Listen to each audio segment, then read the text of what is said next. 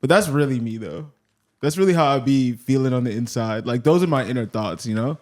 Oh, I know. Like, I could tell. Like, let me just send this voice note with the R&B in the background, you know, the they don't know. And just say whatever I want. Like, that's really that's a crazy bag to have. That's a wild bag to have. I just because it's funny because it's not cool. Like, you know what I mean? Like, I mean, I can't hate. You know what I mean? Do you think you have game, Spencer? As niggas who have been out the game, like, did you have game? Yeah, I do. You know, I think it's a unique game. I think it's very unorthodox, but I think it's effective. You know, I'm over here. I don't know if I'm like going to judge nobody for what they be getting off, you know? right. But that's what I'm saying is like, I feel like the game right now is to be mysterious. And I hate being mysterious, bro. You are not, yeah. I'm not mysterious. I just like I like being goofy, bro. Like that's what I like. That's what I enjoy. Why do people want to be? I'm bad at being mysterious, though. I'm really, really bad at being mysterious. I mean, I think we're just in an aura world. You know what I mean? You can't. The lore, you know? Aura and lore, like less than 2 minutes in is nasty word. He's doing what he needs to do for this pod performance. Guys, let's buzzwords. Let's be different. Let's be our full selves today. You know what I'm saying? I thought about this. Bro, we're 3 men on mics, bro. Let's just embrace that to the fullest. They're not trying to have us be super PC or sensitive or whatever. Bro, let's just say how we feel today. You know what I mean? I think I've been on that timing. Nah, I don't think so, bro. Yeah, you're the No, most. you're on pandering timing, bro. You're saying I act different on the pod than I do in real life. I think more than either of us, you do. Yeah. My pod personality. What's my pod personality? It's like it's polished. It's definitely polished. You clean yourself up a little bit. You line your beard up and shit. You be censoring yourself a lot. You're saying that's not me in real life. I think I'm a very, you know. I mean, what real life setting are we talking about? You and me having a conversation? Yeah. No, I don't think that's you at all. Damn. I feel like I give my opinions. You want me to give you an example? Yeah, I want to know actually what's the difference. You're an R&B head, right? Yeah. Off camera, you would admit that you listen to Tory Lanez, Diddy, R. Kelly, but on camera, you never admit that, bro. You be like, "Oh no, we can't listen." Bad guys. Oh, art versus artist. Oh, I don't want to hear that anymore, bro. You bump R. Kelly in the whip. Yeah, like, and then on the way home, bro, you bump it in the whip. Put it R. Kelly. He listening to fucking "I Shot That Bitch" by Tory Lanez. You talking about the Love album 5 minutes ago? The Freak album from Diddy, bro. First of all, putting R. Kelly on me in the car is crazy. Bro, in the whip, don't act like you didn't do that, I'm not bro. playing R. Kelly. Don't act like you didn't do that a few months ago, bro. I did that. You lying, boy. All right, fine. It was in the crib. Like I was there. Yo, wait. "Step in the Name of Love" has maybe come on. You know what I mean? That's the most. That's the most I'll ever give you on that subject matter. In regards to Tory Lanez, there are situations when I will listen to his music sometimes. Yeah, but yeah, it's not something that like I'm doing in all social settings now, just because I know the temperature, and that's in real life and on the pod. Because you know I'm not doing that. You know what I mean? Because I feel like everyone's entitled to their opinions. Or whatever. See, that's a little politically correct. But I do believe that type shit. You know, I'm a nice guy. I got a question for you. What? Who's worse, R. Kelly or Diddy? Who's the worst man? Probably Diddy, bro. Right? Diddy might be the worst. I think Diddy, like, honestly, Diddy's legacy is gonna do a lot for R. Kelly. We can't. Like. Oh, wow. What up, y'all? Welcome back to the StereoVision podcast. Hey, what's good? Episode 114. We're back. My God, after a very interesting weekend. We was outside this weekend. We were together. I think we bonded. Yeah, we hung out a lot. We definitely were in a lot of group settings. You know, we were outside talking to people, mixing and mingling, doing all the shit. Osei, I think it would only be right to kind of let you start things off with your big event, Star Power, going on. Yeah, bro. So I'm still crying. That was a crazy. We comment. move off it. We keep it pushing. We'll loop back. We'll follow up on Thursday. I'm gonna keep it pushing for sure. But look, I've been throwing parties for like 2 years, like more like curated events. Kind of started doing them around my birthday, and now they're like more of a frequent thing. So we had the third one this year, Star Power. Partnered up with these these dope girls in Hollywood named the Star Girls. That's kind of where the name comes from. Obviously, they're the inspiration. But yeah, we had this like venue called Mars in the middle of Hollywood on a Thursday. Bro, there was at least 200 people in that joint. To be honest, it was a lot of people, and I know the collaboration obviously helps, but like we were pretty deep in there too. You know it was fine. It was fine. Niggas had a section. Felt important and shit like that. You know what I mean? Yeah. Made sure the people was taken care of. You was outside just talking to everybody, shaking hands. You know what I mean? Being a man of the people. No, I was on my politician for sure. It was interesting. It was funny to see just kind of a melting pot of people that I feel like would have probably never met before, because I think our crowd is probably a little different than theirs. Yeah. But it wasn't weird. You know, the vibes were all good. First DJ, do you know her name? Yeah, Go-Go. Go-Go, fire. Set that shit incredible. off instantly. You know what I mean? It wasn't just the typical shit you would hear at a party, but the tempo was right.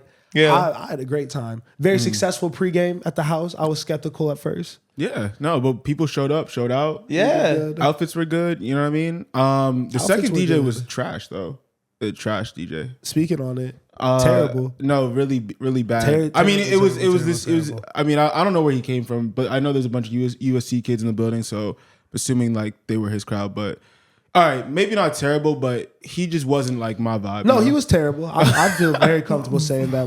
I would love like ISO mic even, bro. Like, don't DJ anymore. Bad.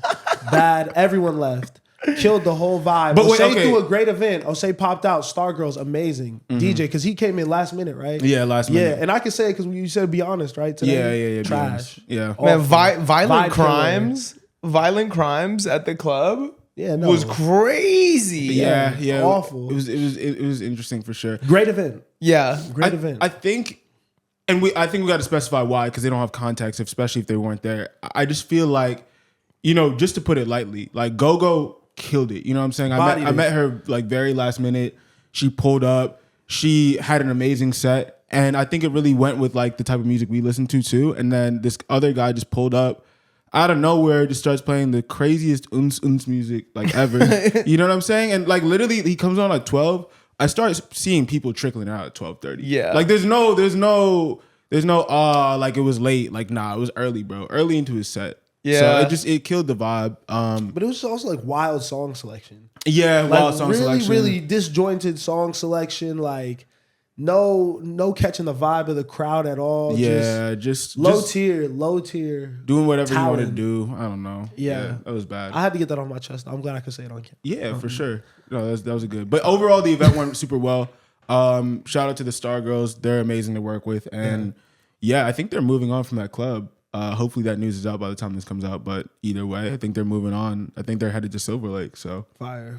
Yeah. No, we'll definitely be excited for the next Radio is Dead event. You know what I'm saying? I think that's the next level, bro. Obviously, as we get more pod viewership and things like that. If you get your tickets while they hot, you know what I mean? We're gonna start selling them shit. You know what it's gonna be. I feel like this shit is it's a really big step up too, because you was doing it on the East Coast. Mm-hmm. Now in LA, do you get a different type of crowd? Yeah, I don't know if it's a different type of crowd though. I think you guys would get along with a lot of people that I like hang out with on the East Coast. But yeah, I think what I am excited for is, you know, maybe making some money, maybe charging, because I feel like now I'm starting to understand the business of like clubs and bars. And now that I understand it, it's like, all right, like I've been only doing it for 2 years, but I can see why I've been going wrong when it comes to like making a profit and making sure that everything makes sense. And like paying everyone out properly. You know what I'm saying? You got to pay for DJs. You got to pay for the camera time. You got to pay for the bottles. Can we pay for an open bar? Ooh, and see, that's what I'm saying. We at some point we should. We low-key had one though. We low-key had one on the low. I know, but I'm saying like I'm down to like, bro. Imagine advertising. Now advertising an open bar event can invite the wrong crowd. Mm-hmm. It could get you know, rowdy. Yeah. Very, very fast. But I think it would be fun to maybe do one. And I think it gets built into ticket price. I think like a free open bar event, you're gonna get some riffraff. You know, yeah. But yeah, like if you charge like $40 and it's advertised as all you can drink, you know, like premium open bar. Exactly. You know, I think people know what they're doing. Exactly. The photographer was great too. Yeah. So did you go through their whole SD card and like curate the Google Drive that got sent out? Oh, I took a few photos out the Google Drive. For sure. I had to ask, like what was something that got taken out? It was mostly of me. I'm not gonna lie. Got it. It was 3 photos of me specifically that like had to be removed. Why? Well, one, I was just like too sauced. You know what I mean? It was toward the end of the night. I was just too sauced. And then 2, you know what I'm saying? I had a good time this weekend, but there was one of Bless me you. just. Sorry, I need a tissue now. Oh, Man. no. You got shit flying out of everyone's nose today, Wow, bro. this is we're getting crazy. Should I keep talking. going? Oh, I should keep talking. All right. Yeah, there was a few photos I just had to take out. I was like too booed up in it, and I was like, bro, this is not the type of image I'm trying to get off. You know what I'm saying? And because you put that on your story, like the link, you know, so it has to be something that you want everyone to see, even people that weren't at the event, maybe, you know. Yeah, exactly. It's like part of the marketing of the party, you know. Exactly, yeah. And there was probably more photos I could have taken out. Some USC kids just looking crazy, like. But it was, you know, they were part of the night too. So I was like, let me just include them. You know what I'm saying? But yeah, I was looking way too booed up in that photo, and I was like, yeah, it's too early for all this. You know? Yeah. So it was looking crazy. I'm gonna show you after, actually. I would love to see it. Yeah, show you the photos. So. Because I can imagine, I think I would probably know at what point in the night it was. Oh yeah, for sure. By the way, they're not bad photos. Honestly, they look like out of a movie. I kind of like the theme of the party was kind of loosely like 70s, 80s. Like I kind of based it around Saturday Night Fever a little bit. And it looked like Black Saturday Night Fever. I'm not gonna lie. I was looking great, but I had to take them out because we're not doing all that right now. Why do you always do it around 70s, 80s? I don't know. I think I just like that aesthetic. I think that's what I'm gonna do moving forward. Is just like have the mood board be that. And then just build the parties around like music we listen to, obviously. But like I like the aesthetic of like dressing up similar to that time period. I think it just gives you an excuse for the afro. Yeah, but I mean, I've had an afro my whole life. Honestly, we should flash the afro picture from middle school on the joint. I'm gonna send it to you so you can flash it. But I'm not gonna put it in. I mean, why? You want me to lie to you? Huh? Okay, I'll put it in. Mean Miles. Yeah, besides that, we all just were outside talking. It was funny. Jokes were made. Is there anything else from the weekend that was interesting? It was a funny weekend. We were in a foreign environment yesterday. LA. So it was with real LA people. Oh yeah. Shout out to the real LAs. I think you have to love y'all. apologize to LA a little bit, honestly, because you be talking shit and generalizing, but I feel like you saw a positive environment of people who are actually cool from here. You know what? I have a few apologies to make on this specific pod. That's probably my first one. Shout out to the real LAs, bro. Y'all are cool. Y'all are really cool. Y'all just be hiding in the house parties, I realized. You know, not really trying to talk to us transplants, but y'all are mad cool. I had a really good time. The hospitality was shown. Yeah. Really nice house. That was a really good house party. I fucked with it. That's the only type of house party I want to be going to at this point. You know what I mean? Like it wasn't too rowdy. It wasn't like a big like overly crowded. You know, House parties are the best, bro. House parties. I'll take a house party over like a good like club night for sure. Mm-hmm. that's hard. That's hard to say. I'm not mad at that all the way. I just feel like you like talk to your friends more at a house party, Yes. and you meet people. Yes. Like I meet so many people when I go to house parties, but I don't really be meeting people at the club. you can have better you know? conversation at a house party. There's more like areas to unlock and like different shit to do. You know, What there's is like a zip line at this one. You know, That was this house is wild. Yeah. What does an adult house party look like though? like that. Like that's what it is? I think the music Yeah. could have been a little louder. Or was the music perfect to y'all? no, the music could have been louder. That was my only I mean, because I was complaint. outside and I couldn't really hear it. That was my only complaint. But other than that, I had a great time. Did they have You know? proper speakers? Like, I don't know No. if they had the capability. No, Okay. the lack of preparation. But good job, guys. That was a great party. I was saying I went to a comedy show. Yeah. It That was pretty funny. Yeah, I would say like they definitely did it in order of funniness. You know what I mean? Like the first guy was like, you know what it is? Honestly, it wasn't that he wasn't funny, but I think like the first few people were trying to do the you know, they had their jokes, but a lot of them, I think where a lot of comedians go wrong, especially the older ones, is the Gen Z jokes. Yeah. Because they make the same jokes about like Gen Z being soft, climate change, like gender roles and all that different type of stuff. And it's like, bro, like those jokes are just so played, and like there's just such a huge misunderstanding of like what we actually think about all those things. It's just not really even that funny. Like, to be Are you honest. Gen Z, big bro? Yeah, I'm claiming Gen Z. You saw me trying to slide in there. Saw me trying to slide in there. 1997. You know what I'm saying? What are we? We're Gen Z. We're real deal Gen Z. Yeah, but I'm Unc Gen Z. Or you like a millennial? He is. No, I'm not. I'm not a millennial. Are you sure? If He's you a fringe Gen Z. If you look it up online, I think 1996 is the cutoff. So I'm definitely Unc. Fringe. Fringe. Yeah. You got it off. Yeah, I get it off with this face. You know what I'm saying? Well, anyways, Whitney Cummings was there. She was great. She's the only comedian I was familiar with going in, and she lived up to expectations. And whoever the last two guys were hilarious. Yeah, I wish I remember their names, but shout out their names if you're at the Comedy Store. what music dropped this week, if any? Man, I haven't. Future. We should talk about the future. Future did drop. You Mixtape Pluto. Did you guys all listen? Yeah. Yeah. I've been listening. I've been listening on shuffle. I don't know. I've been seeing like very interesting reviews online. It's very mixed. It's very mixed for this one. But I think it's because it's his third project this year. To be honest, and I think it's like at this point what I expect from Future. Like I think it's majority positive. Yeah, people like it. People are gonna have their songs off it. I don't think people expect him to have like an album full of like perfect tens. You know what I mean? Like this was just another cool Future album. Yeah, I really liked it. I think that he dropped one of the best songs of his career, bro. Which one? With Too Fast, bro. Too Fast is really good. That song is a really, really good song. Too Fast is really, really good. I like that song. I also really like the sadder song. Yeah. At the end, Lost My Dog. Yeah. Lost My Dog. Lost My Dog. Yeah. Ocean is fire. I only listened once, but I really, really liked it, honestly. I like the more aggressive tone from Future. Yeah. What's the song everyone's making fun of? Oh, Pluto. Yeah, that was a crazy song. But like, to be honest though, people are making fun of it, but that's really some Atlanta shit. No, the drugs got to. No, that's some Atlanta shit. I'm telling you. I kind of like it. I kind of like it, guys. That's some Atlanta shit. I don't hate that song. What Atlanta shit is that? Those noises that they make.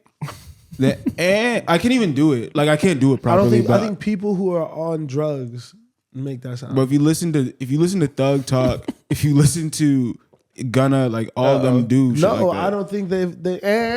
No. Yes, in the middle of a sentence, I bro. promise. That sounds like a little baby noise. Dog. Sounds like a little baby noise. I promise you that's a thing. Dog isn't. Remember, Keed used to do that all the time, bro. Bro, it's a really positive project. I enjoyed it. Yeah, Future can drop whenever he wants at this point. I mean, he totally can. You know, I just think we're probably gonna not be hearing a lot from him, right? In the future, it seems kind of like he completed it. I saw the tweet where he was like, "Did everything I said I was gonna do." You know, it feels like this was like maybe the last album for a while. I could be wrong. That's just kind of the vibe I'm getting, and I would have liked it more in December or in 2025 personally, because I'm still not done digesting the first two albums. Those are two long projects. Plus the mixtape on the back end of We Still Don't Trust You. I can't lie that I've fully digested those projects and was ready for new songs. I'm not going to ever complain. You know what I mean? Like, thank you for dropping. Thank you for new music. But I do think he could have waited a little longer. I like it as like just for like the cinematic purposes. Like I feel like you're going to look back in 10 years and be like, wow, 2024 was crazy for Future. It does like in hindsight, it does have a cool effect. Like that going into the second album creative, like artistically, this does feel like almost a mature way to not retire the Future character, but low key, like, like if Future just went dark for years after this, made money, made an imprint, like legacy act, and ended with a bang. Yeah. I'm not mad at that at all. Yeah, I'm interested to see what direction he goes after this, Obviously, we just got it, but like, if he did go that route, I think that would be pretty cool. I could see like I almost like like how like with Rihanna, like everyone's like, oh my god, like I hope she's not retired. Yeah, and like even though she feasibly could be, and Anti is a great album to go out on. I just feel like there's more for her to give. But then I look back at her catalog and she's given us so much music, it feels a little bit more justifiable. Yeah, I wouldn't be mad if Future retired. Me neither. And like never dropped another project again until like, or like at least had like 10 years between projects, but like just did like the occasional feature and shit like that. I feel like that would add to his legacy a little bit. He's in the in-between place right now where he's not full legacy GOAT yet because he's still so active. But you can't really, I don't know, it feels like he's closer to that than like a current like killer, I feel like he's damn near there. Where? Like legacy GOAT. And I think 2 years and we push his catalog into that. He's a GOAT. He does what you said, pops back and forth, maybe makes his 444. Gets up with no ID, you know. On some crazy shit. It was Starts just rapping him about making money and shit. him and DJ Esco. Got some water right there. Sorry about that. Future Project was cool. Future Project was cool. We love Future. Yeah, Tekka was all right. I had higher expectations for it. It wasn't a bad project, but just fine. I like It was bad when Miles can't even say anything good about a Tekka album. Yeah. I didn't hear it, but when Mr. Tekka over here didn't even like it. But I didn't like. That's what I'm saying. I like Tekka's songs, but I haven't really liked the Tekka project. Virgo and World. The last one was that the was that the last one? 2 months ago. I just like it 'cause it's called Virgo World. Oh, but the last one was the first time I actually did start to be like, okay, he's putting something together that I could really like. I love the lead up to this project. I had high expectations, but it was just all right to me. But the production was great across it. I think I'm gonna grab songs the more I listen. Like I want to go back still, but yeah, it wasn't anything crazy to me. Yeah, Tekka has been middle of the road for me. But I'm also just not a huge fan. Yeah. So I don't know how much to speak on this project in terms of like it was great, it was all right. I listened to it and I got what I expected from it. Yeah. You know what I'm saying? Shout out Tekka. What else dropped? That's all I really Bon Iver dropped a really good song. fire. It is. You'd actually like it. If I'll listen to it. Put it on the weekly rotation. Yeah. We have to talk about Osei's enemy. Osei's like arch nemesis. 4 Bats. Oh man. 4 Bats Oh man. is back with his new song Lil Baby, Roll the Dice. Did it come out? Yeah. Oh, I didn't even hear it. All right. Do you want me to start or are you gonna keep going or what? I mean, should we set the stage at least? Yeah, go ahead and set the You stage. know what I'm saying? Because I think it is interesting because 4 Bats had the thing on Twitter where someone had posted the tweet like, where did this nigga go, with a picture of 4 Bats, and he even quote tweeted a couple of days later after it went viral, and he's like, what are you saying? You know what I mean? Like, he came out hot, obviously. Everyone was a big fan. The album comes out. It left a little bit to be desired. The lyrics weren't all the way up to par we wanted them. Osei, I feel like you were never really on the bandwagon. You were never really someone who had gravitated towards what he was doing. I don't know if it was the music, imagery, whatever. I feel like you kind of like this new song, Lil Baby, though. Yeah, I think I came on this podcast a few times and talked about 4 Bats in a negative light. So this is my second apology of the day. Yeah. I like this growth from you. 4 Bats, you did a little something here with Lil Baby. You know what I mean? You did a little something here. This is a very, very good song. And you got Lil Baby in the R&B bag that I've been asking for, that I feel like is necessary for him to grow as an artist and for him to come back. Yeah. So you did 2 things for me. You know what I'm saying? Give me a great song. Give me a great Lil Baby verse. I apologize because I also feel like the songwriting was much stronger than it had been previously. Yes. And even the visual for it was pretty good too. I don't know. I was very impressed from somebody that I had been bashing a lot on this podcast, which is really what I'm apologizing for because I don't know if artists deserve me bashing them. I'm trying to be better at giving constructive criticism. You did. This is a great song from you. So thank you. And I think letting him develop, treating him like a new artist, a new act. You know what I mean? He has to get better and improve. And I think we're seeing that right now in real time. Some of the issues that I think not only us, but everyone has kind of talked about with him. It's not going to all get fixed in one song in a couple months, but I see some of the things getting cleaned up a little bit. Yeah, I think the kid is talented. I think that there's a sound there. I like that he's working with a consistent producer. I think the story's interesting how he like found the dude off YouTube and now like they're working together. He's obviously bringing in I forget the name of the guy who he worked with, but also American producers to work with this guy who's overseas. So there's a consistent sound there. There's a vibe there. Obviously, we know the look and everything. I think he still has a chance. I'm interested to see where it goes. I think the Lil Baby thing that you said is very, very accurate. He definitely needs to be in this R&B bag because he sounds good and it's not corny when he's doing it, to me at least. Were you fucking with the song? Oh, you haven't. I didn't even hear it. Spencer, you might like it. I'll listen to it. Yeah, I played it in the car very briefly, but obviously and I was I did hear it and I did like it when you played it. Yeah, I was like, shit. The girls kind of liked it too. They're like, yeah. So that's how I knew. I was like, all right, he did a little something. Osei's song selection in the whip was hilarious. Oh yeah, no, I was playing some crazy songs. On the way to the spot, this nigga playing Rod Wave and shit like that. Yeah. It was exactly what you'd expect. I like that you didn't try to do anything but what you are, you know? Yeah. You were very yourself on that DJ. I thought it was gonna be a little bit more upbeat, you know? Nah, I be moody, bro. I like that dark R&B, you know what I'm saying? Or just like the feelings music, you know? Charlie, yeah. Yeah, some real feelings, some really in-depth, like profound music. That's what I'm saying. He has polar opposites. It's like I'm depressed or like I'm really horny. And you what a way to live, bro. And you see how bro, my whip is my whip, bro. And you saw that. You know what I'm saying? Yeah. Bro, when somebody tells you to change the song in the whip, bro, I'm not doing that. I don't know. I'm not doing that. You would have like a co-pilot. Huh? Nothing. I had a co-pilot? I don't. You were in the front seat, weren't you? No. Or no, you were in the front seat. Huh? I don't know. When we were driving the function, who was in the front seat? I was. Yeah. No, I'm not talking about he wasn't the one that was. Oh, okay. But what are you saying then? You were just, you were a comment. Miles, we are on a podcast. Say what you have to fucking say. Yeah, bro. Yeah, go on, bro. Yeah, now you shy. Yeah, bro. Yeah, Glow. Okay, Yeah, Glow. Yeah, Miles. Curbing on curbing. Say what you got to say, man. Anyways, I don't got nothing to say. I'm with you. I don't want to hear no requests. Yeah, no requests in the whip. No requests in the whip. Unless I'm really tanking, which I usually am not tanking like that. I can usually feel it, the vibe. Yeah. But if I'm really tanking it, I'll be like, all right, cool. But like, you want to play some weird West Coast stuff? I don't want to hear that, bro. I don't want to. I don't take too well to car requests either. You know, like I'm trying to do something here. Yeah. Like if you think that like what I'm playing right now is just haphazard, you clearly don't know me, and why are you even in the car?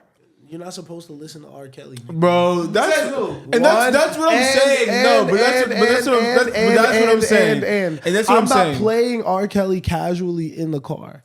Like if R. Kelly comes up in conversation, I'll play it because like obviously like I want to hear the song. But I'm not just like driving somewhere and playing like this nigga's music. So my whole thing is I don't listen to R. Kelly. I never have. So like when he got canceled, like an obviously terrible person, I'm already not listening. So I'm not about to bump. Yeah, I grew up listening to that music. And that's what I'm saying. I think there's more nuance to the conversation of the art versus artist thing. Nah, but if you literally grew up listening to like certain songs, like I remember in 3rd grade, bro, they made us sing I Believe I Can Fly. Wild, super wild. But I had to learn the lyrics and I had to sing it on stage in front of all the parents. You know what I'm saying? Like it was a group choir thing. Bro, those are things that you are taught when you're growing up that you don't know anything about. If that was my favorite song up until this day, like who can tell me that I can't listen to that song? And I'm not saying I do because I really don't care for the song. But I'm saying like if you grow up with childhood memories about certain, like music is attached to memories. So that's why when people are like art versus artist, I'm like, I understand that streaming and selling or buying music can make people money and that's problematic. But I think it's a more complicated conversation than just like, oh, we're just never listening to this music. Nobody can tell you what you can and can't listen to. Mm-hmm. Nobody can tell you. You just have to make that decision for yourself. And I feel like your natural like physical and emotional response to things tells you all you need to know. Mm-hmm. If you put on R. Kelly music and you feel gross, you know what I mean? In your head, you're picturing R. Kelly singing it while he's, doing whatever he's doing. If that's where your head goes, then boom, your answer's made for you. You're not enjoying it anymore. Like for example, with the Tory Lanez thing, I stopped listening to Tory Lanez right after it came out, not because the media told me it was time to stop listening to Tory Lanez, but when I heard him rap, I pictured just like a short, angry man that like shoots women.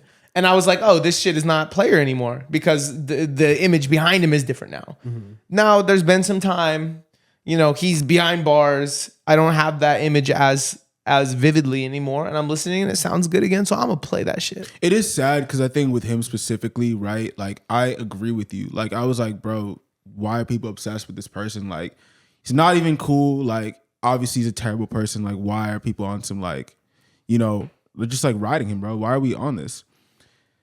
But the Alone at Prom album was really good. Mm-hmm. Yeah. And then once I listened to that, I listened to more of his music and I was like, I kind of understand why people are attached to the music. That being said, like, I don't know. I think it's one of those things where I think people go a little bit too hard for some of these artists that are terrible people. I'm not saying you should be on some like free them or like be like on their side. But I think the music conversation and listening to their music is a little bit more complicated when you think about the nuance of how music is attached to memories and experiences, you know? I think that's what fucked me up. Because when I realized that all the music I was raised off of was made by bad people. Mm-hmm. You know what I mean? Because a lot of the people, especially in the scene, and like I was listening to a lot of like 60s and 70s music growing up because that's what my dad liked, you know? Mm-hmm. And you go back and you're like, oh, damn, like John Lennon was like a shitty person, like a homophobe, like woman beater, you know what I mean? Mm-hmm. And like I grew up on the Beatles, you know what I mean? Oh, Led Zeppelin, like sexual assault, every single fucking tour stop, all through the 60s, Motley Crue, like all these great bands. So I'm like, at some point, I'm like, well, I love music, so I gotta listen to something. Yeah, that was a terrible justification, but you're so right. And even Miles, I'm coming at you again. Sorry, pause. But basically, I remember a moment when the whole Drake and Kendrick thing was happening, and I think I don't remember what song it was. Maybe it was like Meet the Grams or whatever. But there was a moment where you said that, man, I don't know if we can listen to Drake anymore. Because I think there was like some crazy accusations about him or something like that. You know exactly what this conversation was. That's what I was saying. You gotta say it with your chest if you want to really do this. Well, I don't remember the song. Bro, my nigga. It is a overarching conversation. Yes, I know what you're getting at. I asked the question, do we need to be listening to Drake when he has these very crazy allegations against him for doing stuff that obviously you don't want to put on somebody? Yeah. I think it's fair to ask the question when these things arise. I'm not saying that we have to do that. That was simply me acknowledging that I don't think that this is something that we should just gloss over. I know. I don't think that's wild.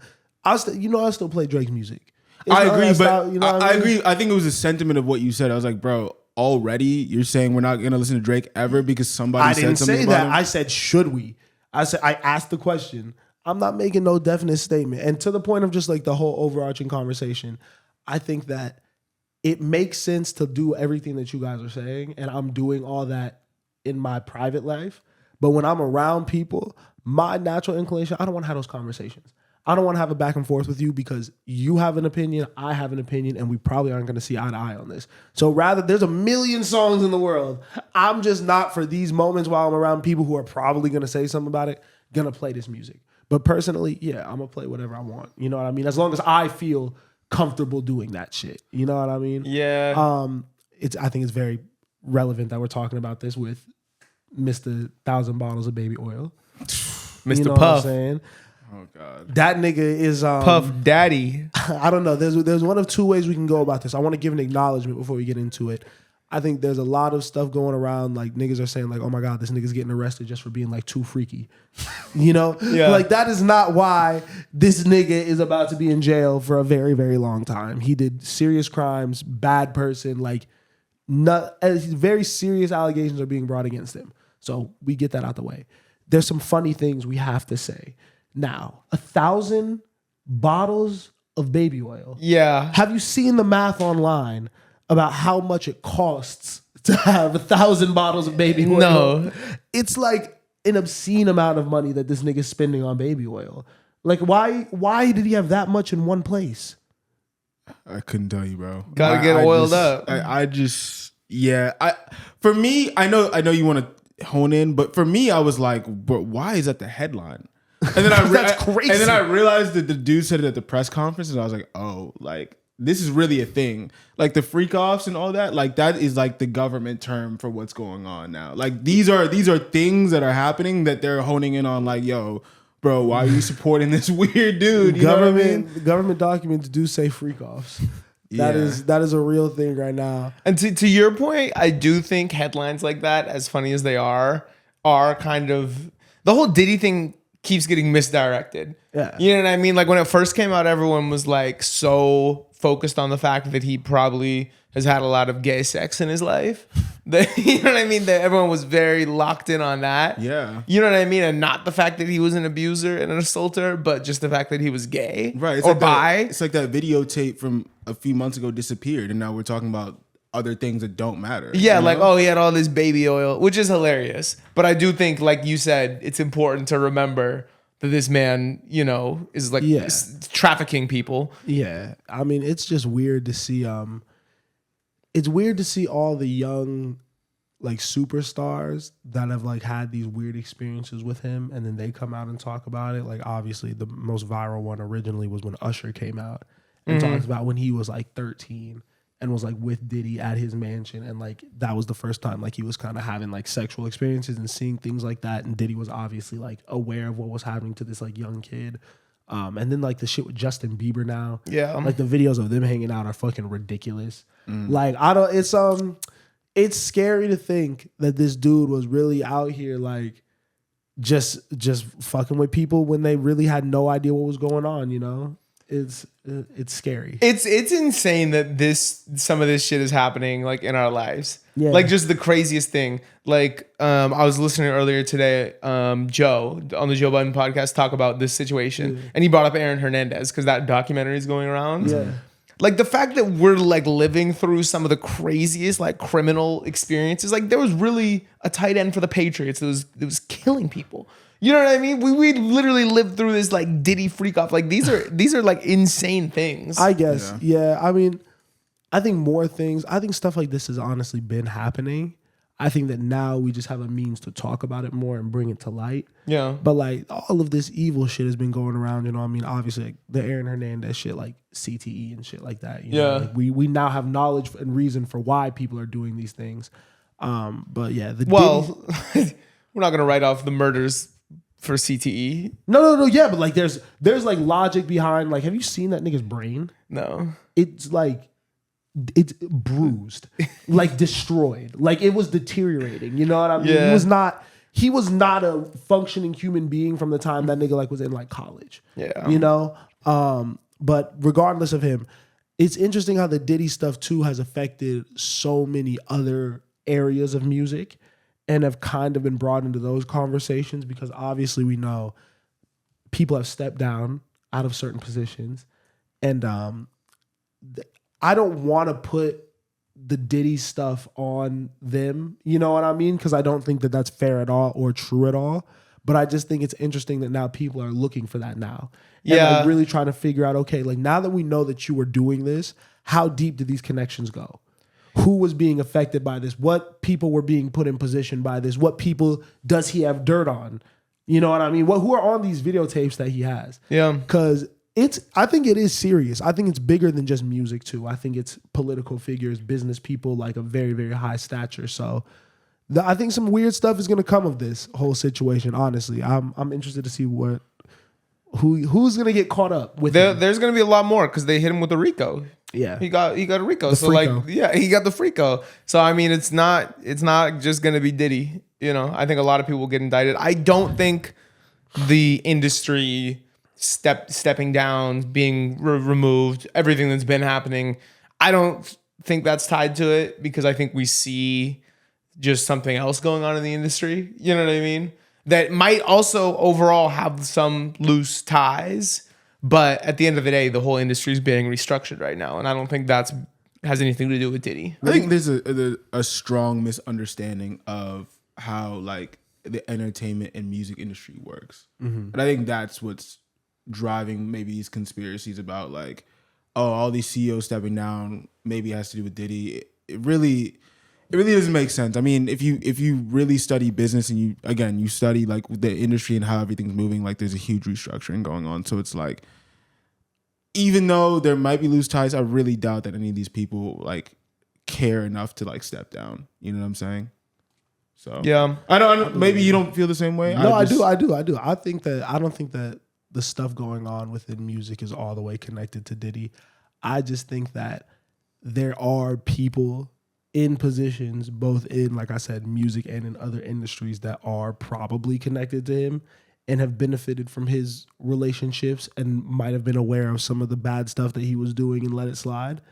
But I think everyone is kind of complacent. I think a lot of people probably knew about Diddy for a minute now and just weren't saying anything because he's very powerful. That's a very, very, very powerful, wealthy individual. So it's probably hard to go up against him, especially if you're not fully equipped. You know, it's weird. It's weird what he was getting off, but I don't know. The industry stuff is scary as well. Probably just as scary as what Diddy is doing, just because I feel like we're really seeing an attack now on just like black music especially, I feel like it's not and like, no, I don't like how people are really hating on like the young, like the Ians and like those type of people, you know what I mean? Because like, I don't care what color you are, whatever, do whatever music you like, you know. But all these people stepping down now and getting out of positions, I feel like a lot of them are in black music, integral to black music, and then their artists might get kind of lost without their guidance and leadership, and then we're kind of going to become obsolete and pulled out the industry. So maybe I'm not digging deep enough, but I want to expand on that. Like, I don't necessarily see it as an attack on black music directly. I think that what I'm seeing is that people feel as though black music, specifically hip hop and R&B, are not making as much money as they used to. And other genres like pop and country, and again, other genres outside of those specific genres, have basically absorbed enough of the cool factor or like the musical what's it called, like inspirations of black music, that they are rising to the top of the charts, and they're like, all right, cool, we'll just go with this. They bled the genre dry. Yeah. They took everything from it, and I just feel like now these executives that came in really making their money off that, innovating that, are really getting put out of position now. They've been replaced. They're not as necessary. For the listeners that might not know who we're talking about, I think Kevin Lyles, right, stepped down from 300 Elektra. Julie Greenwald was replaced at Def Jam, or not at Def Jam, at Atlantic. Elliot Grange, the son of Lucien Grange, has been instated as the head of Atlantic. Next week it goes into effect, October 1st. That one is the biggest one, I think, because I think a lot of people have been talking about what's going on there, because I think he's just cleaning house. You know what I mean? And it's like, I think it would be a really tough time to be an artist on one of these labels that's going through a major change, because like you said, the people that you might be dedicated to that have like really championed you in the building might no longer be there right now, and you might not have any relationship with these people approving budgets, these people that are like giving green lights on projects, approving artwork. You know what I mean? So like, I don't know, if you don't know the people, it'd be really difficult to like confidently drop right now. Yeah, it's scary times. It's scary times, but I think that artists have been given an amazing gift in social media, in how easy it is to kind of drop now and things like that. So I think that they need to kind of take that independence really into their own hands and just move correctly now, and understand that you can't be relying on these systems that have been around forever, that have been kind of like banks. Yeah. And like loan offices for you. You might have to go get out the mud a little bit. You're going to have to really focus on these ticket sales and sell some merchandise. You know what I mean? Make real money to fund your career, build up your own business, and then go find a partnership rather than someone who's giving you a loan. Yeah. You know, like you got to just move a little bit more tact with your shit. I think that the smaller, more independent labels are going to be very, very integral right now. Shout out to TDE just launching another successful artist with Alameda. Yeah. While still staying true to their image and being relevant with the times. Yeah. Because I think her music fits well into the landscape of what's going on right now. Brent Faiyaz with ISO. Those type of situations are so important to be seen right now, and just really, really need to be bigged up and appreciated now more than ever, because we don't know where this label stuff is going to go in the next 10 to 20 years. Yeah. But these people, these 18, 19-year-olds, you know what I mean, want to have careers forever. So you got to get to cracking somehow, bro. I don't know. I mean, I think it's interesting because since we've had this podcast, we've talked about the downfall of the major label system. Like, that's something that we definitely saw coming when we started this shit. You know what I mean? I think a lot of people did, just with the rise of the independent music, the lack of gatekeeping, the ease of creating music compared to the past. I think it was the writing on the wall that the major label system was either going to get replaced or flipped on its head. You know, and now we are seeing it. I do fully believe right now we're in the middle of it, also with the tech boom. And I think an interesting point is that like artists aren't really making their money or the bulk of their money off of like their master. You know what I mean? They have to go to all these different places to get all their money. So to think that the label is just going to sit there and try to make all this money off the music, you know what I mean? They got to go somewhere else too. And like I saw you put in the topics like the meta deal with Universal. Because it's interesting because these artists that are doing Instagram only drops, we talked about how maybe this was a result of some animosity with their label and a way to get around some contractual things. It's funny to now see the label say, all right, guinea pigs, this did work. You're right. Now we're going to go partner with Meta. And so it's pay to play again. If you want to you're not going to get cracking on TikTok or Instagram anymore using algorithms. Yeah. If you want to be cracking here, you have to come play with us and go through Universal because that's what's going to be pushed on those apps, Mm-hmm. Isn't it funny how quick they can adjust and pick up on something? Yeah. Because they were monitoring, and at the top of the top, people were I know Cardi had people scrambling. Yeah. Cardi probably had people just so confused. Like, what is he doing? And I wonder who was in on that. Do you think people knew that he was going to do that? Maybe like a few people, but I really feel like it was just him. I really think that it was just on some I can, so I will just upload this to Instagram. I would be so interested to see what type of conversations we heard about those. Because they never came out on DSPs either. I just don't think he's as... he's calculated, but I don't think he's as calculated as we're like giving him credit for here. But I'm not saying he was the first time. Mm-hmm. But he did it once, and he got a phone call. Oh, for sure. So he knew what he was doing more. And by what did he do, 4 or 5? Yeah. By 3... After it had gone viral, he was getting a couple phone calls. Yeah, I think Cardi might be, just also interesting shit. I give him some credit for that. But yeah, what you're saying is very, very true, Spencer. You gotta pay to play always, which is sad to say because it is a creative venture. This music shit for everybody. Where are we going? Take your best guess. Where is all this gonna land in 10 years? I think that the labels aren't bad because I think that there's people within the label system that genuinely care. We both exist in the major label system currently, and I think we're busting our ass. Mm-hmm. You know what I mean? You saw it firsthand, Spencer. Like when you're there, you were making relationships with people. Like you care. Yeah. When you're in the building. Yeah. I think that there's plenty of people like all 3 of us that really want to push this music shit forward and make it better, that are currently employed by these systems that are just going to have to relearn how to do business. You can't go about signing people. You can't go about discovering people the same way that you've been doing shit like previously. You have to update what's important to you.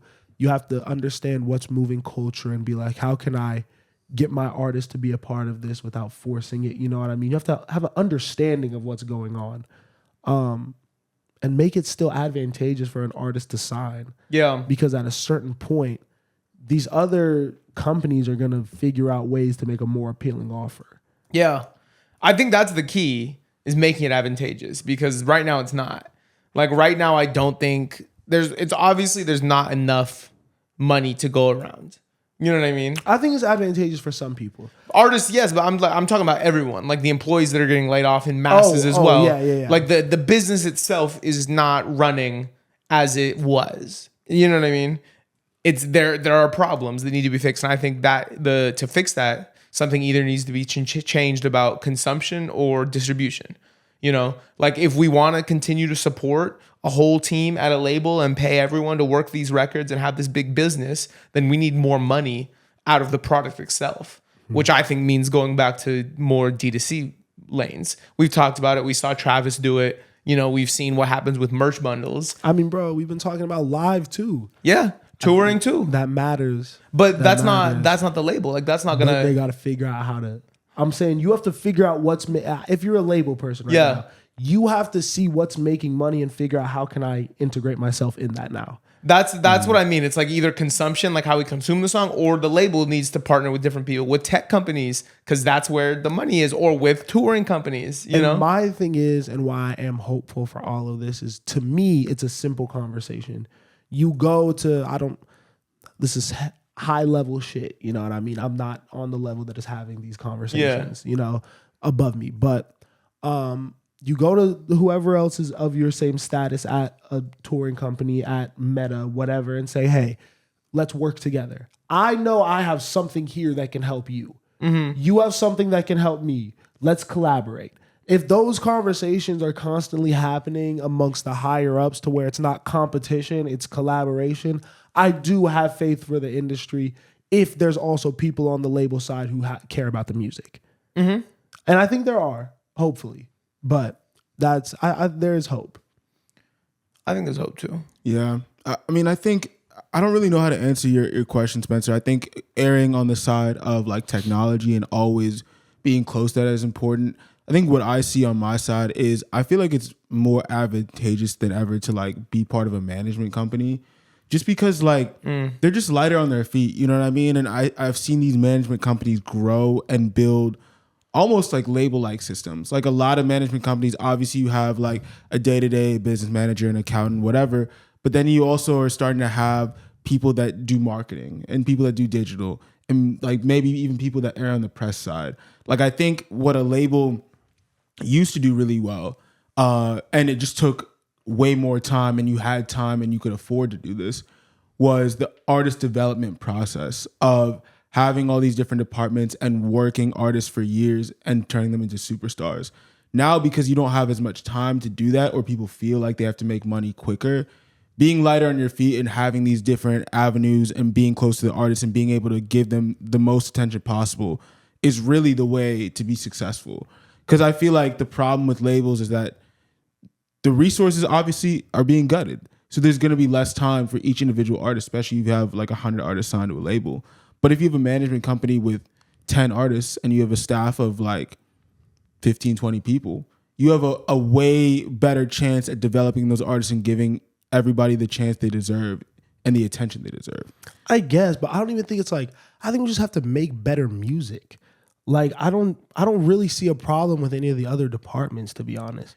No, but like I think that he's so right because it's not like it's People not are just the spread too quality thin. of music. Like just look at album sales. And like they're like look at how far album sales are down from 10 years ago. But is and music keep that not in worse? mind with like keep that in mind with like you're getting less money per sale because of streaming. So I think what Jose's saying is right because like we're saying, artists are finding these different revenues of getting paid. As a management company, you get paid too. Yes. You move, you find the ways. You're not just worried about this one product, which is the master, which is this final delivered thing, which is the only thing you make money off of. You know what I mean? I think that's really smart. Yeah. But the music has to be better to create more demand as well, to me. Because I'm like, everything you're saying is true, but we knew that. You know, these more independent, smaller teams are always going to be better if they have the right talent to support that, you know? You're not going to be stretched as thin because TDE has what, like 10 artists total? If that. It's probably easier for them to build out their company and only work those acts and be very selective about who you bring in. Having a boutique operation, I agree, especially if you can do it to the highest level like they are, makes more money for yourselves. You can pay the artists better. You can pay your producers in-house and shit better. Like, best way of doing things. But is there a reason for the major label system to exist then is kind of what I'm getting at. Yes or no? Is it ever or do you think it's just going to be obliterated completely? I don't know. Because I think that what Island is doing right now with Chappell Roan and Sabrina Carpenter is 10 out of 10. I think that when Beyonce is in cycle, I think that they do a great job at Columbia. I think that RCA does a great job with SZA, Steve. So like there are people that benefit from this system. Yeah. And they're making really fucking great records. But with these young artists, I think a problem is we kind of allowed them to put out too much bullshit. And I think that fucks them up. Because now I'm talking about established acts. But there hasn't been a lot of new acts that have popped off recently to me that feel like they're going to have a super long career. And that also affects the music industry. That probably affects listenership because a young kid probably wants to be attached to an artist that they find and like can grow up with. Yeah. But a lot of those artists are dying off pills and shit like that, or like fucking getting in gang violence, things like that. Like, I don't know. The industry just feels like it's supporting non-sustainable things a lot, music and behaviors of these young people that are coming in.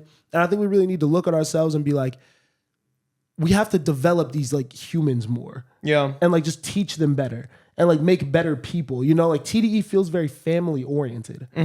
I think that's needed a lot more in this. You have to really care about I don't know. It just feels so microwavable. It feels like there's a new kid that gets bigged up as the next one every fucking month or so in the underground. And like they never end up really reaching their full potential. And I feel like the music never gets fully developed. It's like, oh, I see where this music could go, but it doesn't ever get there anymore. I don't know. The music process has to We need like old A&Rs, bro. The A&R shit is bad, bro. Yeah. Like, I'm not gonna lie. Like, niggas need to be like a lot better. Niggas have to look at themselves in the mirror and like step up. And not try to just chase what's hot, honestly. Yeah. Like, actually chasing things that they can speak to and make sense for them to work. And like be in the studio with and get them with producers and writers, you know? I think that's a definitely big thing. Because you guys in digital kill shit. To be honest, most digital marketing people I talk to are really, really good at what they do. And like can manage, like, I don't know, do you feel differently or no? No, I don't feel differently, no. You know, there's a reason why that's a very hot commodity. I think most sync people I talk to are doing the best with what they have the opportunity to. Like, I don't know, bro. A&Rs, I think we have to look ourselves in the mirror, and I think shit could get tricky for us. I think people might start pointing the finger at A&R and be like, wait, these kids are A&Ring themselves. These kids are self-producing a lot of the time now. Like, what is your necessity, really? Yeah. To be honest. But that's just, I guess maybe that's a selfish perspective. I don't know. I'm trying to think. There's something about your point. I think it makes a lot of sense. But I don't know. Not to like blame the genre, but that feels very much like a hip hop problem right now, right? Like it feels more like a rap problem where other genres of music. Because I was saying like earlier that like they're gutting hip hop and R&B, but the quantity thing feels like a rap problem specifically, and I don't know why. I think that every pop artist is still and should be looking to sign to a major label. And I think that makes the best sense for them and the genre. I don't think it's ever been stronger than it is right now. But I think the only people who shouldn't be signing to major labels at this point, it seems like, are rappers and R&B singers. Every other genre is kind of thriving. And I think, like, obviously, rock music, I don't really know. Yeah, I don't really think there's a lot going on right now. Yeah, I mean, country's doing great at labels. They're pushing and developing them. Like, those pop and country are being developed great at labels. I don't know what's the disconnect with hip hop and R&B. So you know what may be kind of like the fusion of all points is that, I mean, hip hop has always been like a quantity game, right? I don't think that is like necessarily new. I think there's an ability to make music in mass now because of, you know, being able to set up your own studio and like DistroKid and all these different things. But maybe the fusion is like the system has been bleeding it dry because you can produce in mass. And now that everyone sees that it's starting to not work as much, these other genres are thriving because the quality is still there because you're not producing so much in mass. And so now they're shifting over and the system makes sense for them. But at a certain time, the system made sense for like hip hop and R&B acts. I feel like it did in the past when it was first coming up. Yeah. Because it's so hot. Yeah. You know what I mean? There was definitely a moment in time. I think Kanye, Pharrell, Jay-Z, that time it was probably peaking, right? I think Travis caught a little bit of that at the end. I mean, Chance the Rapper was like in a label bidding war and ended up doing like, didn't he do like a partnership with like Apple Music? Yeah. Like he was getting money off this shit. But I think there was a big turning point probably around maybe 2017. Bro, really? Really the 2020s just like turned that up a notch. Yeah. Like it went super crazy with the basically TikTokification of like social media. Just being able to produce in mass was just so much easier. And I'll be honest, bro, like the Cardi clones fucked it up. Like, I was gonna say, yeah. Did rap maybe just get worse? Rap got worse. Are we just like really like padding it up? And do you see my point about we need to make better music? Yeah, I think rap. When I'm talking about that, I'm talking to hip hop and R&B acts. But it just needs to be gatekept more because there's certain people should not really be artists, to be honest. But that's what I'm saying. Or sorry, anyone could be an artist, but like to be signed to a major label and to be just making any type of music is crazy. It's really crazy. Just because your song goes up on social media doesn't mean you should get the privilege of like being signed and being distributed in mass. I think so. And I think that they caught on to the trick of like, oh my God, this kid is blowing up. Their engagement is crazy. This is the next big thing. Their concerts are wild. There's a cap on all these people though. They don't go past a certain point. So like it looks really enticing when it's first happening, but then you get it for a year or two and it's like, oh, you see the steady decline. People start to point out like the music starts to sound the same and shit like that. And And I think that label heads and people are starting to realize that and maybe are less excited to sign these things, you know?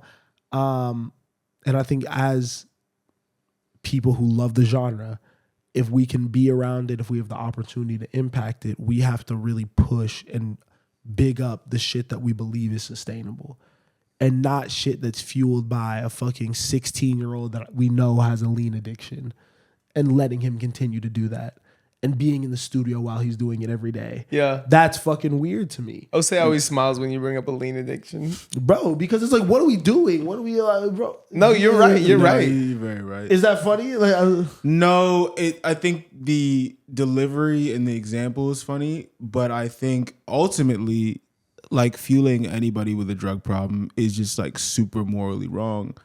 I just think the music industry and Hollywood specifically, morality just gets super blurred. So like allowing something like that to happen is not even the worst thing that people be doing. You know what I'm saying? That is the worst thing you could do, bro. No, I'm not saying it's bad. I'm saying like how in a system, hear me out. In a system where Diddy can survive and thrive for decades, what you're saying is like almost like a minuscule problem. Because I think morality across the board is blurred. Should a 16-year-old have a record deal? I don't think so. I think they should. I don't think so. I think bro. that's fine. I don't think you should be allowed to sign contracts at that age. You can't. You have to have a parent guardian. But I'm still saying to get into those very heavy agreements. I'm with you. Confusing I mean, but to then me. you go into like, there's no child actors. Then a kid can't be in a commercial. Like you can't. You know what I mean? Like, Yeah, maybe they to shouldn't that be. extent, you know what I mean? But acting and like cinema and things like Maybe that. we don't you know, need kids on TV. Art. I think that It there's. was Disney Channel stars, bro. I don't But know. here's what I'm saying. Nickelodeon. Nickelodeon, bro. But now, Look here's what I'm happens. saying. As the normal people, as people who come from very privileged backgrounds, where we didn't have to go through a lot of the trauma and things that a lot of these young artists did have to go through. Not to say that we're any smarter on any pedestal, but we might just have a different perspective on life that they're not thinking about.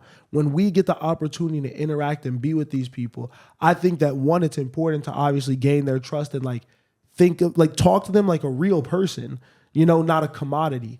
And then once you have that relationship, I think you should feel comfortable calling them out on bullshit and like telling them things that are going to affect their career, their business, all of their shit. You know what I mean? When you have the opportunity, when it's your place. But that's what I'm speaking on is the system, because people are only signing like these kids as commodities. They're not thinking about their well-being, because the reality situation is, bro, and I'm sorry to say this, but it's like if something happens to this kid, we're just going to replace him with the next one. And I think that is the messed up part about this. It's a system thing is what I'm saying. But I don't think we have to continue to push that system. Oh, no, I agree. I'm agreeing with you. I think that's yes. And I think we need to. That's why if I'm going to bring an artist into the building, I want to actually believe in the human being and understand the human being and care for the human being and like have a real human relationship with this person.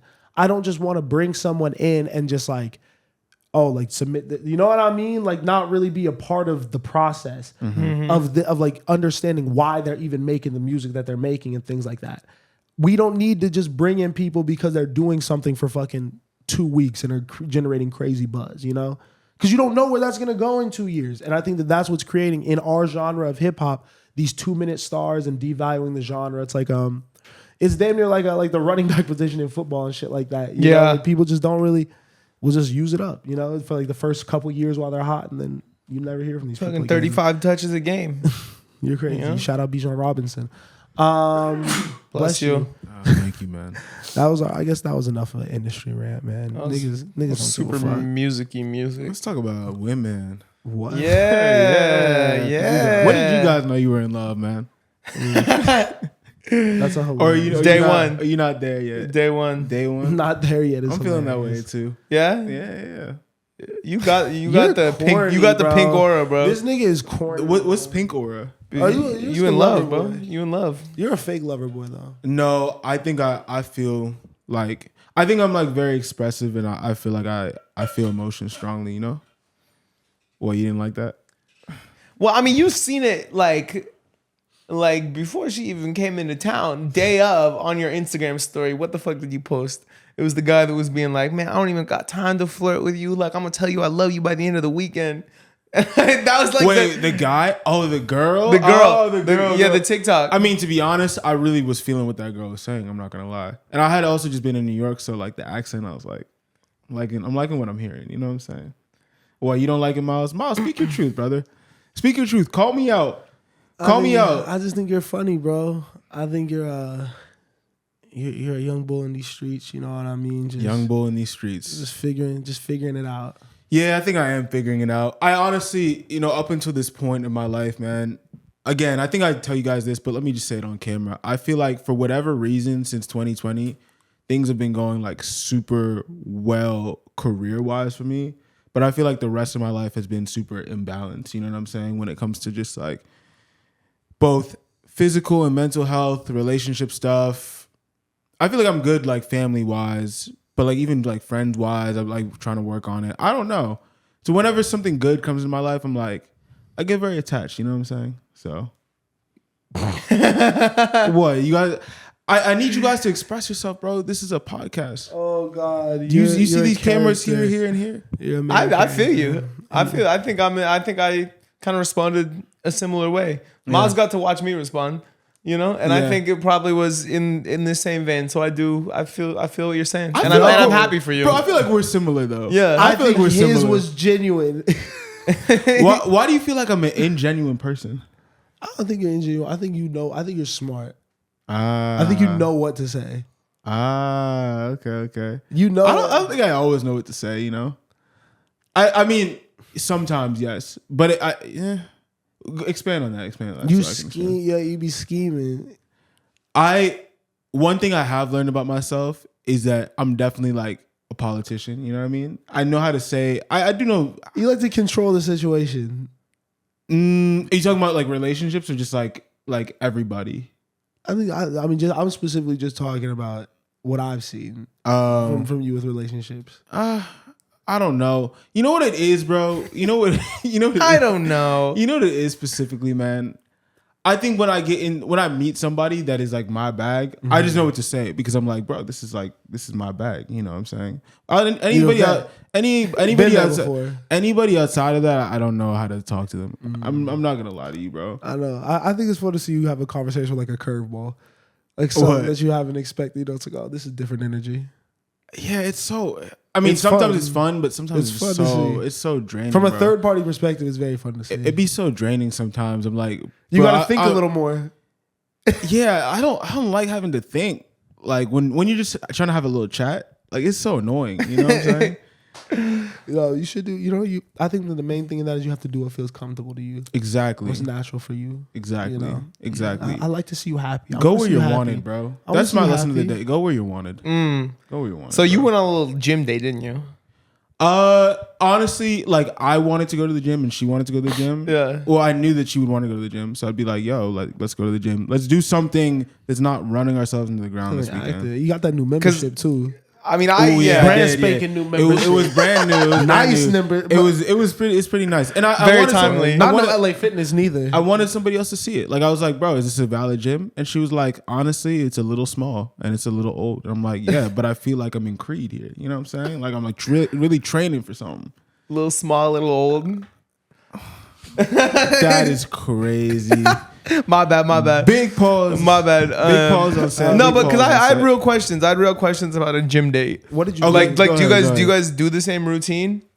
Are you in the same circuit? No, we both did leg day, but like I like did my own workout to be honest. Like I did a warm up. We both did a warm up. We both did like 5 sets and then like stretch and cool down. But like I didn't do the same thing because it was just gonna get in the way. Obviously, bro. I'm just like a bigger person. Like I'm gonna lift a little bit more. Not that she's not strong, but like I'm gonna lift more. So you hit your full workout though. I hit my full workout. Did you PR, bro? Did I PR? I know you did. I know you hit some PRs. You went to the weights with straight. You went to the weights with straight. I'm not gonna lie. Like I definitely did put some weight on. I didn't hit a PR though. That would have been crazy. Cause like think about it. What if I like tried to hit a PR and fell over or some shit? Like that would be crazy. Going on leg day is impressive. Yeah, leg day is crazy. I'm not gonna lie.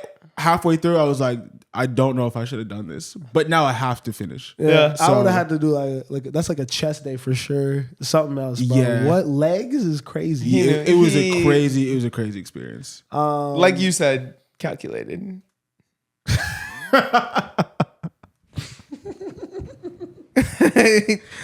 Look how strong my legs are. No cap, no cap. I'm crying, bro. Oh God, I'm a calculated person. Yes, I admit it. I've done a gym day before. Like date 2. That was the worst thing of my life. Like, Yeah. like young Miles was like, I was like, yo, I'm out instantly. She proposed it though, Okay. and I was like, you're wildin'. Yeah, I don't think that's something I could ever do. Bro, because I was like, what are we gonna? How do you have conversation? Nah, that's the thing. You don't. Like I was like yeah. So what are we doing But it wasn't really a date though. That's the thing. I feel like date implies like intimate time. Like it was like all right, the warm up, cool. We're gonna talk a little bit, whatever. And then for the workout, like I'm gonna pop my headphones in. You're gonna pop your headphones in. Like yeah, we might be near each other. What if you part of catch the like time. a side eye from like across the gym? From who? Like they like you catch them like looking at you from across the gym. Well, half the time she was like next to me, like doing her own thing. But then I would like whenever I was done and I needed to go hit like a machine or something, I was like, yo, I'm going over there. I'll be back in like the next 10 minutes. It's like, all right, cool. Like we're doing different workouts, so it doesn't make sense to like be on each other. You know what I'm saying? Yeah, I don't know. It worked. It worked for me. I felt like it was like supernatural. good workout. But you all like It was a good workout. Yeah. we're just also different kinds of workout people. So I can see why this might be your bag. You know what I mean? Like I feel like you have like some nice gym outfits, right? You be snapping a little pic. You know, like the worst thing. Yeah, you know, yourself. You know, what I'm like saying? the idea of anyone seeing me while I'm at the gym is my Crazy. biggest fear. Crazy. Like I hate that. I didn't even like to go like with like Miles and them when they were all going to the gym together. I'm like, I'm not really trying to work out with y'all. I'm not really trying to work out with anyone. My girlfriend that I live with wants to work out with me. I don't want to work out with you. I want to work out alone, to be honest. I could only go with the homies because like we'll end up doing like a couple sets together. Yeah. But like we don't even be like really like conversing. Yeah. Like I'll be like, and like, you know, I live with these niggas, so like I don't really like think about it. You know? Yeah. I'll be like locked in. Like that's like the time to like get all my negative energy out. You know what I mean? Like I'm not trying to be like, you know, just like I feel like I'd want to like talk. Did the quality of your workout go down based off you being? No, honestly, like it might have gone up a little bit because I had to think about, all right, I can't just be bullshitting. Like this is like when I'm gonna do my warm up, I'm gonna do these 5 different exercises, and then I'm gonna do the cool down. And I had to think about each one, especially like when we were near each other. I was like, you know, You can't do one that looks crazy. Exactly. Okay, I wouldn't say that it went down. You know the leg machine, but The hip yeah, thrust. I wasn't out there experimenting with like different. I was doing a very standard. you know what I'm knew saying? what you knew. Yeah, and I was not about to hit the leg, the like in and out or the side to side. Yeah, that's crazy. That's Hip thrust crazy. is hilarious. I wasn't gonna do that. Overall went well. Yeah, I don't know. I think I know how to work out like in the gym because when I was in college and high school, but college specifically, there was a time period around my junior year where I just started lifting like a lot because I met somebody who was like a gym rat and they like basically showed me how to like exercise in the gym. A girl or a guy? A guy. Yeah, a guy. Yeah. So like we there was a period of time in my life, like junior and senior year, where I was going like pretty much every day. Like it was just like a hobby at that point. And so I like learned how to like do all these things and I had like set workout routines in my head from that time period. Yeah. So like to me, the gym is like a natural thing. I'm just not as consistent with it anymore. Yeah. You know what I'm saying? So that's why I'm not like scared of it. I also worked out with other people so much that I'm not like self-conscious about how I'm looking, you know? Yeah. necessarily. That is a thing too. Like starting working out with another person does make it easier. Like I would think I was the same way too. Yeah. Like the homies kind of just like taught me like what to do because I would went in there crazy if I tried to do it by myself. Yeah. I'm way too lanky to be just like reckless in the gym, bro. Yeah. That could go left for me real quick. You know, one of my favorite parts about having this podcast? Huh? It's like a really good like journal for all of us. Yeah. You know what I mean? Like I'll like look back sometimes and I'll be like, wow, look at me listening to like Donda for the first time ever. And I'll watch that video or I'll click on a podcast episode and I'll hear myself say something about my life and I'll be like, wow, that's where I was at that moment in time, you know? It's like a journal entry for you. You know what I Definitely. mean? Like maybe shit works out. You know what I mean? And you look back on this episode and you see this the school of thought you're in. You know, maybe shit don't, and you still look back. You know what I mean? It's just interesting to have it documented. Yeah. Either way, this is a very, very amazing and important journal entry. So There you go. I'm excited. God, I'm excited. Oh, cancel Miles. this fucking pod, bro. Oh, Miles. What else is there to talk about? There's got to be something else. There was a lot. I feel like there was a lot in the news cycle, but maybe it was just all Diddy. Bro, get Diddy off my timeline, bro. No I don't want more to see that guy Diddy. anymore, bro. Too much. No more Diddy. Diddy. No more Galaxy Gas. What's wrong with Galaxy Guys? SZA got mad at Galaxy Gas. Did anything happen, or she just got mad at it? She's just like, why are we just okay with like all these black kids doing this right now? Yeah. It's sus. Who put what? How did that get off? Well, I mean, that's been a thing for a long time. Yeah, But you like, mean specifically Like the branding it and branded, flavoring yeah. it? Yeah. Yeah, it's strange. It's super strange. it's scary. It's prevalent. I mean, who's selling it? That's my thing. Where did that come Can't from? I think can they not just buy it over the counter? I don't. Oh shit, that died. I think you can. I've never seen it. You can. At like a gas station, right? Yeah. Should we try it on camera? That actually might get some views. Oh my god, we'd get canceled. Yeah, Oh, we could really I would see cancel Galaxy us. Maybe They am I looking at the right thing? Yeah, it's people have taken whippets for years. They're like, I don't know. When I was growing up, I couldn't buy whipped cream at my grocery store because it was super popular around like 2010, and so they started like making you give ID if you're gonna buy anything like in an aerosol can that had nitrous in it. And so like that, like this is not the first time that like whippets have been like a big problem. It's just the first time in the social media age where people are hitting the Galaxy Gas in the car and crashing and passing out in school. You know what I mean? But people were been doing this. Yeah, this is like a big thing also in rave culture and in jam band culture. Is there's something called the nitrous oxide or the nitrous mafia? I knew about that. Yeah, but, that's the Galaxy Gas. But I didn't think kids were getting I think just like the accessibility of it is what's crazy. yeah. Like I don't feel Oh, like yeah, it's ever yeah, been that easy for them to just grab in bulk. Yeah. And everyone's doing it. And like why are kids so stupid? Why do they think this is what is this? Why? God, in school passing out? No, because you used to have to buy a whole tank if you're gonna do it. Yeah. It was always legal, but you'd have to like if you wanted like the real shit, you'd have to get it'd be a whole commitment. You know what I mean? As opposed to now, something you can hide, something you can afford. Now everyone wants one. Guys, to our younger viewers, please, no Galaxy Gas. No Galaxy Gas at all. Unless you're at like a Dead and Company show. No Galaxy Gas. Then you take No one. Then you take one jumbo, Galaxy 3 for 20, Gas, ice cold whip it. StereoVision I'm just does kidding. not support I'm just that. kidding. We don't support it. Katy Perry dropped her new album. I'm sure I'll say is gonna give it a listen. I did not know that she dropped an album. That song with Doechii is good. Well, the song with Doechii. I just don't listen to Katy Perry. So, You don't ooh, really? that old Katy Perry though. She had a couple bangers. You know what I'm saying? Katy Perry is one of the best pop stars of our generation. Teenage Dream. It's a great song. California Girls, classic. California Girls. Hot and Cold, I Kissed a Girl, Wake Up in Vegas. She has bangers on bangers. She got I bro. think you bangers. named them all right there. Huh? Did I? Hot take. I think you named them all right there.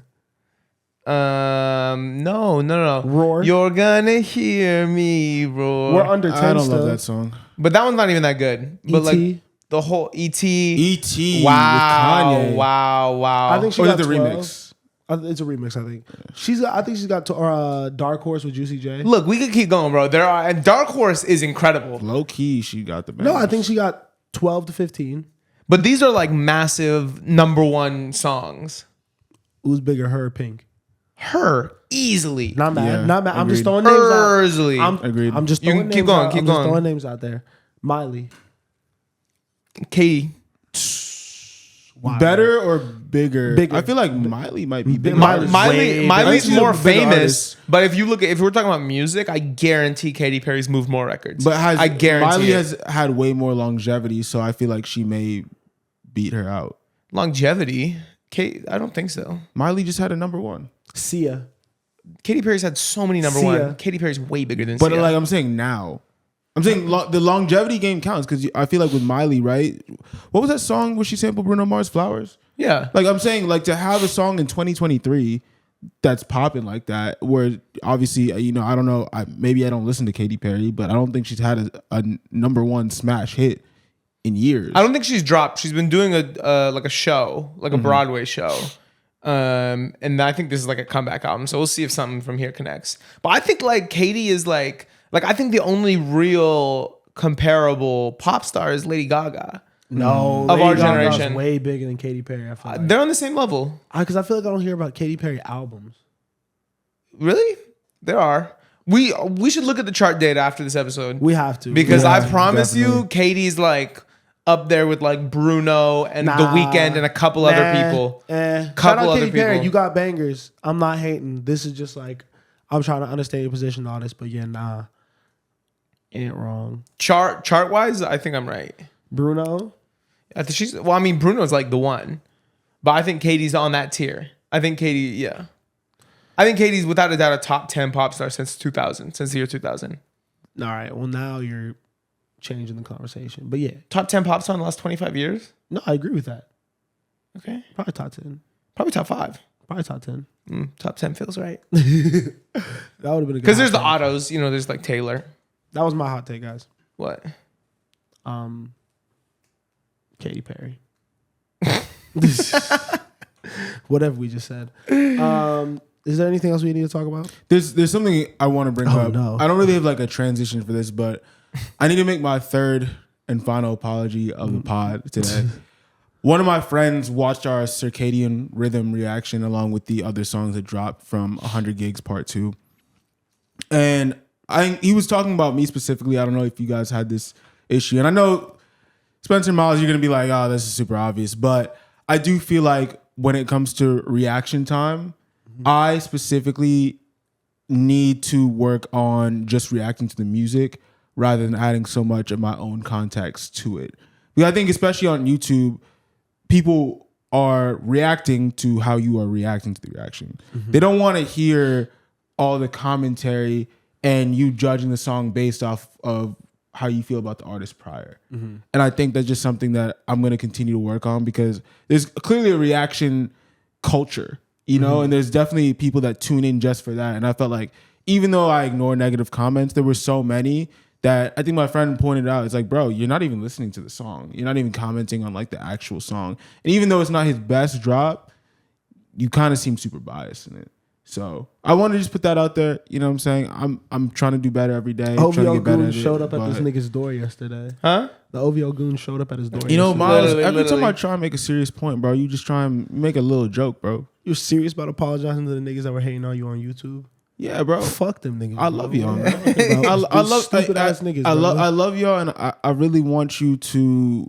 I want my opinion on the music to matter, and I don't think it matters if I'm just like, oh, Drake is whack.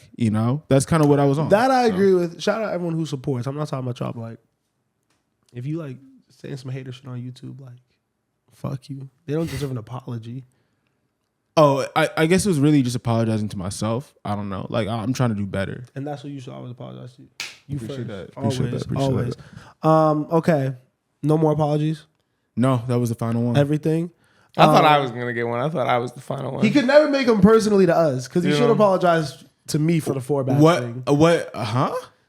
That's for 4-bad specifically, bro. I was the only person. Are you part of his team? I was the only person who had a level head about that whole situation, and you was calling me crazy. Well, to be fair, and this doesn't take away from the apology, but to be fair, he really just has one. So one that I liked specifically, and I feel like if that is maybe that's showing growth. I'm just trying to say, like, bro, I was.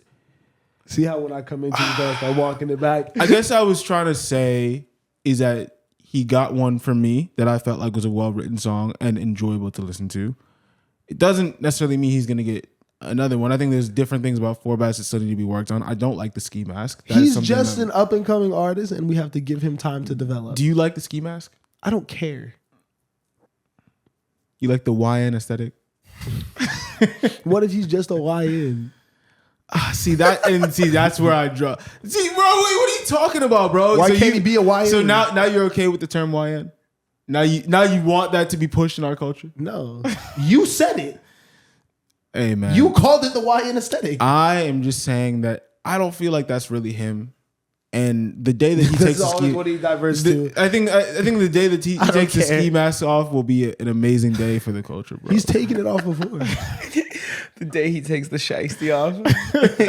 My hot take is Playboy Cardi is going to be the last rap superstar. I'm mad because mine was a Playboy Cardi take too. Damn. The last rap superstar? Yeah, I mean, I kind of... Damn, you really, like, were in my exact train of thought. Like, Playboy Cardi, like, Hip Hop Apocalypse, like, all this shit. I'm not mad at you. He could be. I'm pretty good hot take. Huh? Superstar? Yeah, I don't think there's any other, like, superstar younger.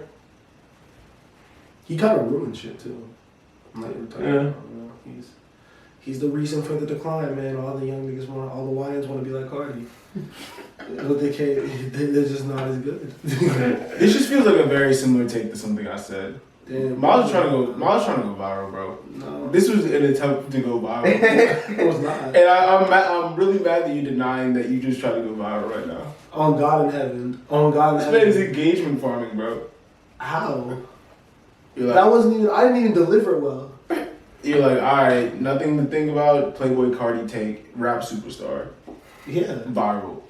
Not viral, just Lots of things. clicks. Easy take. You know what the funniest thing that I heard? Top 5 funniest things I heard this weekend is that Miles only cares about Selena and money.